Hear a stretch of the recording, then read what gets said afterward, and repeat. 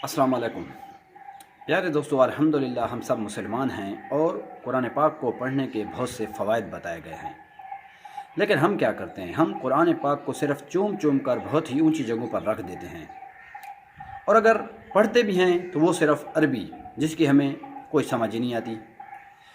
और अल्लाह ही बेहतर जानता है, या ये उलमा कराम सही बता सकते हैं कि क्या सिर्फ़ अरबी को पढ़ने का कोई फ़ायदा है या नहीं, क्योंकि कुरान करीम दुनिया की अजीम तरीन किताब है और ये दुनिया की वाहिद किताब है जो बग़ैर समझे पढ़ी जाती है। हम किसी दुनिया की एक मामूली से मामूली किताब को भी अगर पढ़ते हैं ना, तो उसकी अगर समझ ना आए तो हम कभी भी नहीं पढ़ेंगे, क्योंकि समझ के बग़ैर पढ़ने का क्या फ़ायदा है। और उसकी जो असल चीज़ है, क्या उसकी हमें समझ आ रही है या नहीं।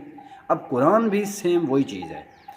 कि अगर हम अरबी पढ़ रहे हैं और हमें समझ नहीं आ रही कि इसमें अल्लाह पाक क्या फ़रमा रहे हैं और अल्लाह ने इसमें हमारे लिए क्या हिदायत फरमाई है, और ये अल्लाह पाक फरमाते हैं कि कुरान में बहुत बड़ी हिदायत है, तो वो हमें हिदायत कैसे मिलेगी, हम उन अहकामात पर कैसे अमल करेंगे, उस पर कैसे चलेंगे, जबकि हमें पता ही ना हो कि हम क्या चीज़ पढ़ रहे हैं, बस एक रट्टा लगा रहे हैं, तोते की तरह पढ़ रहे हैं। वो एक बूढ़ी औरत का वाक़या सुनाते हैं ना, कि उसका बच्चा बाहर कहीं था, तो वो उसको हर महीने एक ख़त या लेटर भेजता था, तो वो बस देखती, उसको चूमती और रख देती, और ख़ुद गरीबी में ज़िंदगी गुजार दी। जब मर गई तो देखा तो वो सारे के सारे चेक थे पैसों के। तो हमारा भी हाल यही है कि हम कुरान पाक को बस खाली या तो पढ़ते नहीं हैं, और अगर पढ़ते हैं तो वो भी अरबी। इसलिए हमेशा कुरान पाक को